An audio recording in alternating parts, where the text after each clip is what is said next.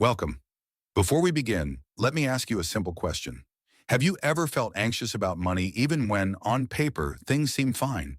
Or wondered why smart people sometimes make surprising financial decisions? In this audiobook, we won't talk about complicated formulas or get-rich-quick strategies. Instead, we'll explore something much more human, the way we think. The Psychology of Money by Morgan Housel isn't about learning how to make more money. It's about understanding your relationship with money and how your experiences, emotions, and habits quietly shape the financial choices you make every day. So take a breath, settle in, and think of this as a calm conversation with a trusted friend, one that may gently change how you see money forever. Now, let's begin. Money is more emotional than mathematical. When we think about money, we usually think about numbers, income, savings, interest rates. But the psychology of money makes a powerful point right from the start. Money isn't about math, it's about behavior. Two people can earn the same salary, invest in the same market, and end up in completely different financial situations, not because one is smarter, but because they behave differently. Our emotions, experiences, fears, and habits shape how we use money far more than spreadsheets ever will. This book is about understanding those behaviors and learning how to make better decisions by understanding ourselves. Chapter 1. Everyone has a different money story. Think about this. Your view of money was shaped long before you ever earned your first paycheck. Someone who grew up during inflation sees debt differently than someone who grew up during a booming economy. Someone who watched their parents struggle with bills will save differently than someone who never worried about money. The lesson here is simple but powerful. What seems smart to one person can seem crazy to another. That's why judging other people's financial choices rarely makes sense. And it's also why copying someone else's strategy without understanding your own psychology can lead to trouble. Getting rich versus staying rich, Morgan Housel makes a key distinction. Getting rich and staying rich are two very different skills.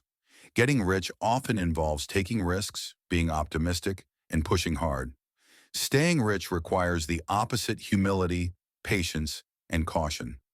He calls this idea the survival mindset, because in money, the goal isn't to win big once, it's to avoid losing everything. Financial success isn't about swinging for the fences, it's about staying in the game long enough for compounding to work its magic. The power of compounding: slow, boring, and powerful. Compounding is like planting a tree. You don't see much growth at first. Years go by, and it still looks small. Then suddenly, one day, it's enormous. The key is time. Warren Buffett isn't just a great investor, he's a patient one. Most of his wealth came later in life, not because he took wild risks, but because he stayed invested for decades. The takeaway? Consistency beats intensity. Time beats timing. Luck, risk, and why. Outcomes can be misleading. One of the most important ideas in the book is understanding the role of luck and risk. We love stories where success is explained as pure skill, but reality is messier. Two people can make the same decision. One becomes wildly successful, the other fails. That doesn't mean one was smart and the other foolish. Sometimes the difference is luck being in the right place at the right time. The lesson here is humility. Don't assume success makes someone a genius. And don't assume failure means someone was careless. Wealth is what you don't see. Here's one of the book's most memorable lines. Wealth is what you don't see. Fancy cars, big houses, and luxury clothes are visible, but savings, freedom, and security are invisible. True wealth isn't about showing others how much money you have. It's about having options. Options to quit a job you hate. Options to handle emergencies. Options to live life on your own terms. Spending money to impress others is often the fastest way to lose real wealth. Enough. Knowing when to stop. One of the most dangerous words in money is more. More income, more risk, more returns. Without a sense of enough, people take unnecessary risks and sometimes lose everything they already had. The book reminds us that knowing when you have enough isn't about greed or ambition. It's about protecting what truly matters. Wrap up the core message. So what is the psychology of money really teaching us? It's not about mastering complex strategies.